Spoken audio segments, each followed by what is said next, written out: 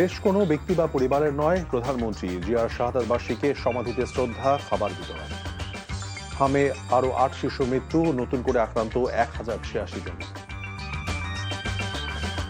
কাল শেষ হচ্ছে ঈদের ছুটি, ঢাকায় ফিরছেন কর্মজীবী মানুষ, গ্রামমুখী অনেকেই। রাজধানী থেকে এখনো সরেনি কোরবানির বর্জ্য, চামড়ার দাম নিয়ে হতাশ মৌসুমী ব্যবসায়ীরা।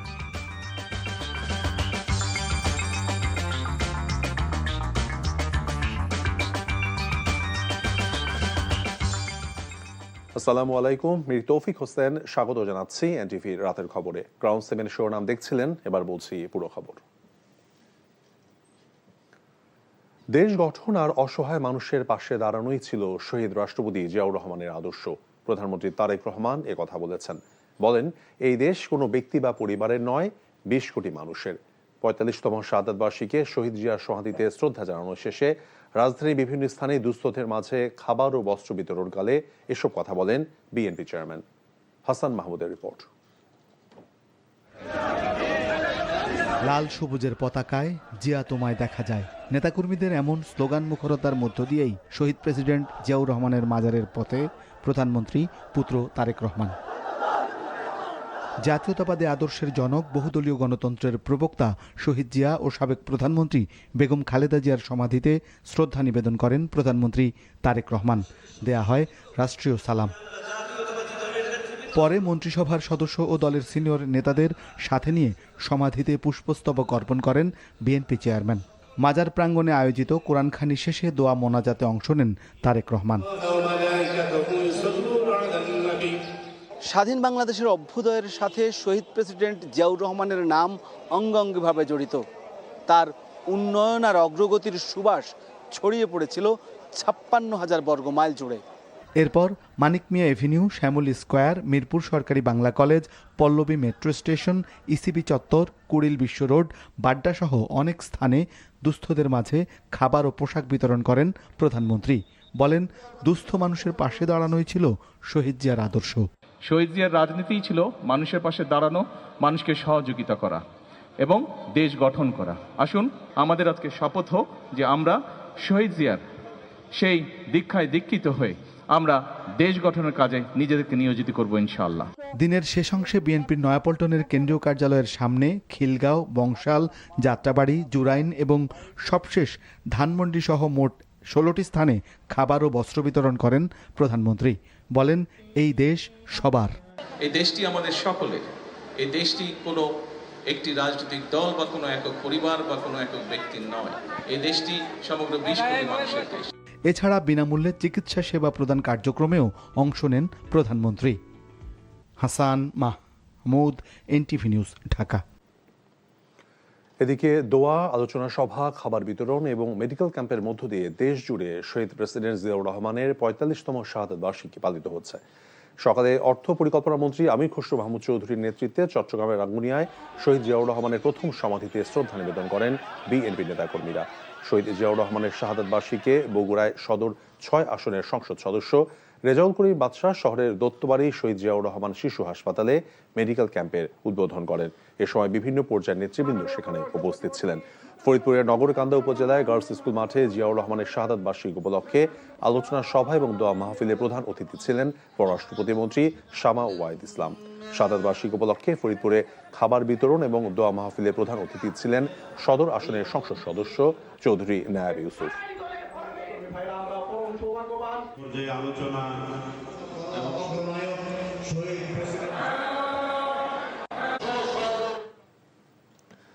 ১৯৮১ সালে ৩০ মে চট্টগ্রাম সার্কিট হাউসে একদল বিপদগামী সেনা সদস্যের গুলিতে নিহত হন বহুদলীয় গণতন্ত্রের প্রবক্তা শহীদ প্রেসিডেন্ট জিয়াউর রহমান।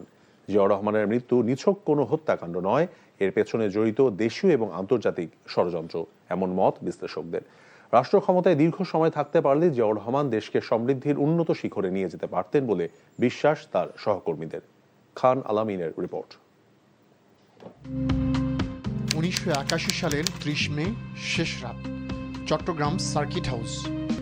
গভীর ঘুমে আচ্ছন্ন প্রেসিডেন্ট জিয়াউর রহমান ও তার সহকর্মীরা। হঠাৎ বিপদগামী একদল সেনা সদস্যের ভারী অস্ত্রশস্ত্র নিয়ে আক্রমণ, গুলির শব্দে ঘুম ভেঙে যায় জিয়ার। বেরিয়ে আসেন বারান্দায়, তখনই ঘাতকদের ব্রাশ ফায়ার, নির্মম হত্যাকাণ্ডের শিকার জিয়াউর রহমান। এই মৃত্যু কি কেবলই একটি হত্যাকাণ্ড, নাকি লুকিয়ে আছে গভীর এক দেশীয় ও আন্তর্জাতিক ষড়যন্ত্র?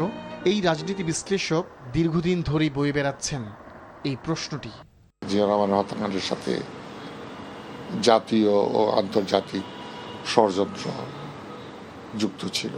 যে পথে তিনি হাঁটছিলেন, যে পথে জাতির মুক্তি অনিবার্য ছিল, সেই পথ রুদ্ধ হয়ে গেল তার মৃত্যুর মধ্য দিয়ে। যদি ৩০ মের ভোরটা অন্ধকারাচ্ছন্ন না হতো, স্বাভাবিক ভোরের মতোই হতো আলোকোজ্জ্বল, সকালের নাস্তা সেরে জিয়াউর রহমান আবারও নেমে পড়তেন দেশ গড়ার মিশনে, কেমন হতো দৃশ্যটা? কোথায় গিয়ে ঠেকত আজকের বাংলাদেশ? জিয়াউর রহমান বেঁচে থাকলে তার অভ্যন্তরীণ রাষ্ট্র পরিচালনার মূলনীতিসমূহ এবং বৈদেশিক নীতির মাধ্যমে তিনি যে মধ্যপ্রাচ্য এবং বিশ্ববাসীর দৃষ্টি আকর্ষণ করেছিলেন, এটি বাংলাদেশকে অনেক সমৃদ্ধির পথে এগিয়ে নিয়ে যেত। তিনি যদি সময় পেতেন, যে সকল কর্মসূচি তিনি গ্রহণ করেছিলেন, উন্নয়নের যে কর্মসূচি গ্রহণ করেছিলেন, এগুলো যদি আরো দীর্ঘদিন অব্যাহত থাকতো, তাহলে এর দারিদ্র্য দূরীকরণ সম্ভব হতো। সেই স্বপ্ন তো তিনি মুক্তিযুদ্ধের সময় দেখিয়েছেন। পাক হানাদার বাহিনীর আক্রমণের পর যখন দিশেহারা জাতি, তখনই মেজর জিয়ার দরাজ কণ্ঠে ঘোষিত হলো সেই মুক্তির বার্তা, স্বাধীনতার ঘোষণা।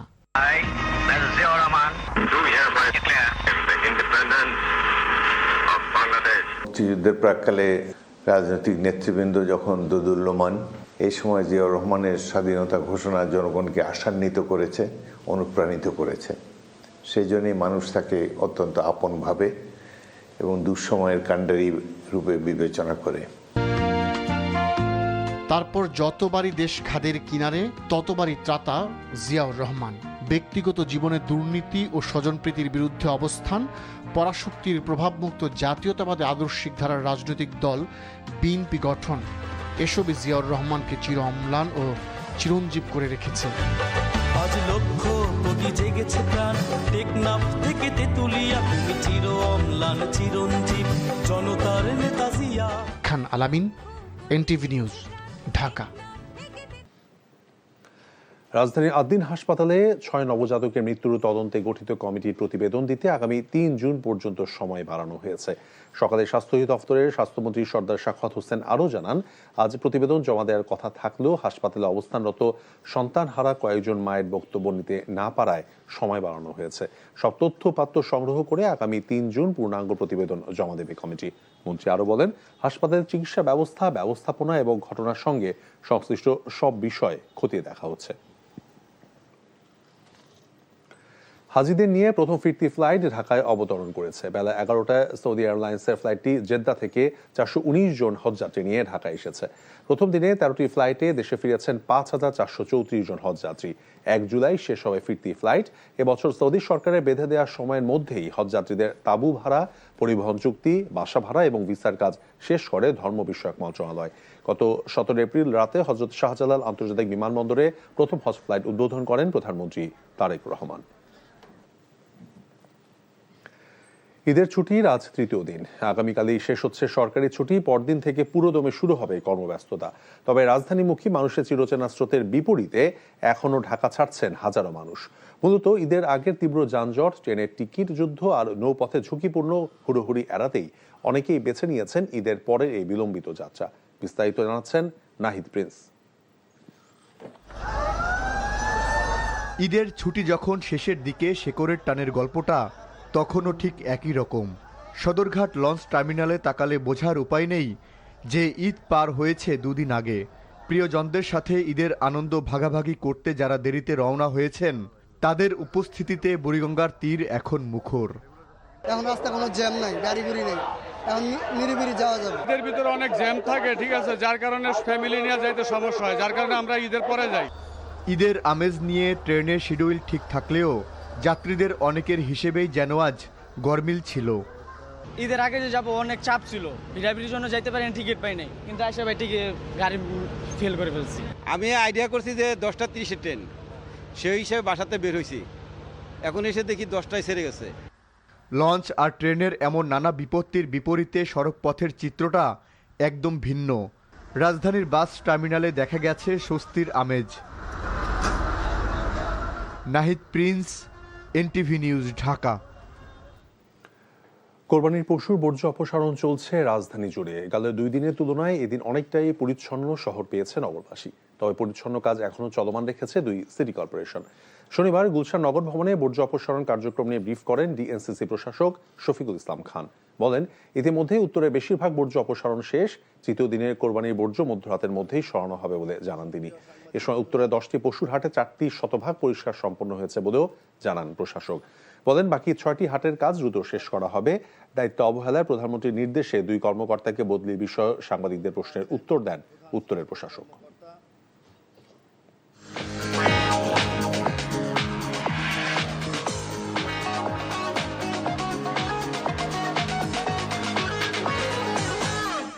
মার্কেন্টাইল ব্যাংক অর্থনীতির খবর।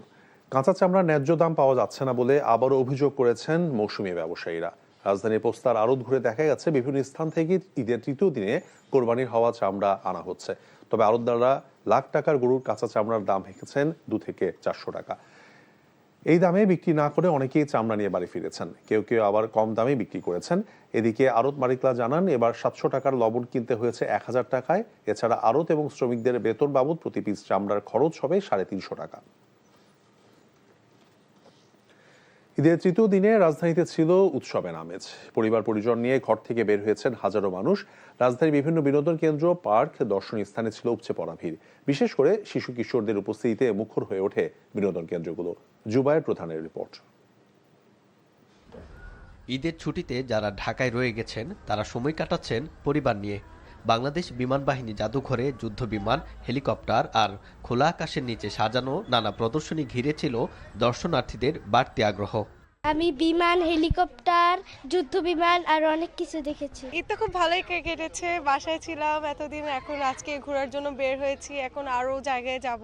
ফার্স্ট দিন আমরা গরুর মাংস নিয়ে বিজি ছিলাম, বাসায় খাওয়া নিয়েও বিজি ছিলাম, অ্যান্ড এই যে 3rd দিন ফাইনালি এখন আমরা একটু রিল্যাক্সড হয়েছি। এই জাদুঘর কেবল ইতিহাস আগলে রাখেনি, রেখেছে ছোটদের জন্য বিশাল আনন্দ জগৎ। শিশুদের জন্য বিভিন্ন পয়েন্টে নানা রঙের ভাস্কর্য, রয়েছে চিলড্রেন হেভেন নামে আলাদা জোন। হেলিকপ্টারে এখন নাগরদোলায় উঠবো। এই জায়গায় অনেক খেলাধুলা করি, আমি অনেক খাবার খাই, তার জন্য অনেক ভালো লাগে। এই জায়গাটা অনেক সুন্দর। হেলিকপ্টার এগুলো দেখেছি, ওগুলো আমার থেকে ভালো লেগেছে। ভিড় দেখা গেছে নভ থিয়েটারেও। মহাকাশ ও বিজ্ঞান ভিত্তিক বিভিন্ন প্রদর্শনী আর শিক্ষামূলক 3D ভিডিও দেখতে শিশুদের নিয়ে হাজির হয়েছেন অভিভাবকরা। নব থিয়েটারে আমার এর আগে আসা হয় নাই, তাই ভাবলাম যে এখানে একটু ঘুরে আসা যাক কেমন লাগে। তো আজকে বের হয়েছে ফ্যামিলির সাথে ঘুরতে। নব থিয়েটারটা আসলে ক্লাসিক, তো সবসময় আব্বু আম্মুদের কাছ থেকে শুনে এসেছি ওনারা থিয়েটার দেখেছে, আমরা তো দেখি নাই, তো হচ্ছে ওইটাই একটু এক্সপিরিয়েন্স করার জন্য। বিকেল গড়ানোর সঙ্গে সঙ্গে দর্শনার্থীদের ভিড় বাড়তে থাকে জিয়া উদ্যানে। লেকপাড়ে হাঁটাহাঁটি, ছবি তোলা আর পরিবার নিয়ে সময় কাটাতে আসেন নানা বয়সী মানুষ। জুবায়ের প্রধান, এনটিভি নিউজ, ঢাকা। রাজধানীতে কোরবানির পশুর বর্জ্য অপসারণে অব্যবস্থাপনার অভিযোগ করেছেন বাংলাদেশ জামায়াতে ইসলামী ঢাকা মহানগর উত্তরের আমির মোহাম্মদ সেলিম উদ্দিন। মগবাজারে জামায়াতে ইসলামীর কেন্দ্রীয় কার্যালয়ে আয়োজিত সংবাদ সম্মেলনে তিনি বলেছেন, বর্জ্য অপসারণে সিটি কর্পোরেশনের ঘোষণার সঙ্গে বাস্তব পরিস্থিতির কোনো মিল নেই। অনেক এলাকায় এখনো পশুর বর্জ্য পড়ে থাকায় জনস্বাস্থ্য ঝুঁকির মধ্যে রয়েছে বলে দাবি করেন তিনি। এছাড়া সাম্প্রতিক আইনশৃঙ্খলা পরিস্থিতি এবং সড়ক দুর্ঘটনায় প্রাণহানির ঘটনায় উদ্বেগ জানিয়ে দ্রুত স্থানীয় সরকার নির্বাচনের দাবি জানান তিনি। মস্তিষ্কে রক্তক্ষরণ হয়ে মারা গেছেন এনটিভির ব্রডকাস্টিং ম্যানেজার তাইফুর রহমান নাদভি। ইন্না লিল্লাহি ওয়া ইন্না ইলাইহি রাজিউন। শনিবার দুপুরে রাজধানীর বাংলাদেশ মেডিকেল স্পেশালিস্ট হসপিটালে চিকিৎসাধীন অবস্থায় শেষ নিঃশ্বাস ত্যাগ করেন তিনি। তার মৃত্যুতে শোকের ছায়া নেমে এসেছে এনটিভি পরিবারের। গভীর শোক এবং দুঃখ প্রকাশ করেছেন এনটিভির চেয়ারম্যান মোহাম্মদ মোসাদ্দেক আলী। এনটিভি কার্যালয়ে বাদ আসর নাদভির প্রথম নামাজে জানাজা শেষে জামালপুরের গ্রামের বাড়িতে নেওয়া হয়। কাল সকালে জানাজা শেষে দাফন করা হবে তাকে। সালাউদ্দিন কাদেরের রিপোর্ট।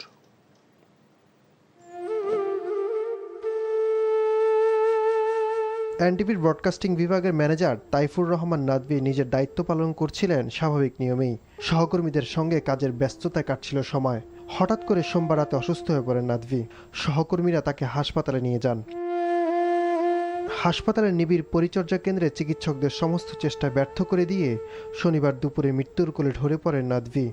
আমি কিছুক্ষণ আগে খবর পেয়েছি, খবর পেয়ে আমি ছুটে এসেছি এখানে। আর সবচেয়ে বড় কথা হলে মৃত্যু সবারই হবে, আমি দোয়া করি আল্লাহ তাকে বেহেশত নসিব করুক, এবং তার সহকর্মী যারা যেভাবে তার সাথে ছিল, কাজ করেছে, হায়াতের মালিক তো আল্লাহ, চেষ্টা করেছে, ওরা পারেনি। আমি এনটিভির পরিবারের পক্ষ থেকে এবং আমাদের চেয়ারম্যান আলহাজ মুস্তাক আলীর পক্ষ থেকে শোক প্রদান জানাচ্ছি এবং তার পরিবর্তে শোক প্রদান জানাচ্ছি। নীরবে নিভৃতে এনটিভির সম্প্রচার সচল রাখতে যিনি ছিলেন সদা ব্যস্ত, তার বিদায়ে শোকের ছায়া নেমে এসেছে সহকর্মী ও স্বজনদের মাঝে। মানুষ হিসাবে তার অনেকটাই ভালো ছিল। মানুষ হিসাবে তাকে আমরা দেখেছি অন্যরকম। সিনিয়রদেরকে যথেষ্ট সম্মান করতো, অফিসে সব কিছু মেনটেন করতো। তো আসলে ওর এই অকাল মৃত্যুতে আমরা গভীরভাবে শোকাহত। নাদভী সহকর্মী হিসাবে আমাদের ভাই ছিল, আমরা একজন ভাই হারাইছি। 20 বছরের সাথে আমাদের সম্পর্ক। এত সুন্দর ব্যবহার, এত সুন্দর মানুষ ছিল নাদভী, সেটা আসলে ভাষায় বলার মতো না। নাদভী আমাদের সহকর্মী ছিল, আমাদের সাথে দীর্ঘ অনেক বছর একসাথে সুখ দুঃখ ভাগাভাগি করে আমরা ডিউটি করেছি। ওর দুটো সন্তান, সবাই হচ্ছে, দোয়া করবেন। কারণ বাজারে এনটিভির কার্যালয়ের সামনে তার প্রথম নামাজের জানাজা অংশ নেন এনটিভির কর্তৃপক্ষ, বিভিন্ন বিভাগের কর্মকর্তা এবং সাংবাদিকরা। আপনাদের সাথে চলাফেরা করতে যেয়ে অনেক সময় হয়তো বা কটু কথা হইতে পারে, মনে কারো হয়তো কষ্ট দিতে পারে, এগুলোর জন্য খাস দিলে আমার ভাইয়ের জন্য মাফ করে দিন। মৃত্যুকালে স্ত্রী ও 2 সন্তান রেখে গেছেন তাইফুর রহমান নাদভী। প্রথম জানাজা শেষে মরদেহ নেওয়া হয় তার গ্রামের বাড়ি জামালপুরে। সেখানে দ্বিতীয় জানাজা শেষে পারিবারিক কবরস্থানে তাকে দাফন করা হবে। সালাউদ্দিন কাদের, এনটিভি নিউজ, ঢাকা। স্যান মেরিনো ইউরোপিয়ান প্রতিপক্ষ হলেও ফিফা র্যাঙ্কিংয়ে দেশটি থেকে 30 ধাপ এগিয়ে বাংলাদেশ। ইউরোপে খেলতে যাওয়ার আগে দেশটির মাটিতে ক্যাম্পের শেষ দিনে থমাস জুলি তাই জানিয়ে দিলেন স্যান মেরিনোর বিপক্ষে হারের কোনো সুযোগ নেই। এদিকে বাংলাদেশের চিরায়ত দুর্বলতাকে রক্ষণ শক্তিশালী করতে জুলির কৌশলে মাঠে কাজে লাগাতে চান অধিনায়ক জামাল ভুঁইয়া। নিলয় মজুমদারের রিপোর্ট। ইতিহাস গড়া দ্বার প্রান্তে দাঁড়িয়ে বাংলাদেশ প্রথমবারের মতো খেলতে যাচ্ছে কোনো ইউরোপিয়ান প্রতিপক্ষের বিপক্ষে। তবে র্যাঙ্কিংয়ে 211তম স্থানে অবস্থান করা স্যান মেরিনোর বিপক্ষে খেলা আসন্ন সাফের প্রস্তুতির জন্য কতটুকু কাজে দিবে সে প্রশ্ন থেকেই যাচ্ছে। র্যাঙ্কিংয়ের এই বিশাল পার্থক্য জানা আছে বাংলাদেশের নবনিযুক্ত কোচ থমাস ডুলিরও। দেখুন, স্যান মারিনোর বিপক্ষে হারা যাবে না।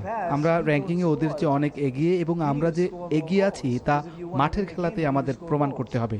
আমরা পজিশন ভিত্তিক ফুটবল খেলতে চাই, প্রতিপক্ষকে খুব বেশি সুযোগ দিতে চাই না। শনিবার 23 সদস্যের দল ঘোষণা করেছেন কোচ। বাদ পড়েছেন মিরাজুল রহমত মিয়ারা। লম্বা সময় পর দলে ফিরেছেন ডিফেন্ডার ইসা ফয়সাল। আগের ম্যাচগুলো বিশ্লেষণ করে বাংলাদেশের রক্ষণের দুর্বলতা চোখে পড়েছে কোচের। ডুলির পরিকল্পনা মাঠে কাজে লাগাতে চান জামাল। উনি গোল খাইতে চায় না, উনি ডিফেন্ডার ছিল, so he has a big knowledge about defending. So I think আমার ডিফেন্ডার জন্য এটা খুব ভালো। আগামী 5 জুন স্যান মেরিনোর বিপক্ষে খেলতে রবিবার ঢাকা ছাড়বে বাংলাদেশ। Niloy Majumdar, NTV news, Dhaka. এই ছিল রাতের খবরে। এই খবরের ভিডিও সহ আপডেট জানতে ভিজিট করুন এনটিভি অনলাইন www.ntvbd.com। এছাড়াও এনটিভির জনপ্রিয় সব অনুষ্ঠান এবং খবরের আপডেট জানতে ভিজিট করুন আমাদের ইউটিউব এবং ভেরিফাইড ফেসবুক পেজ।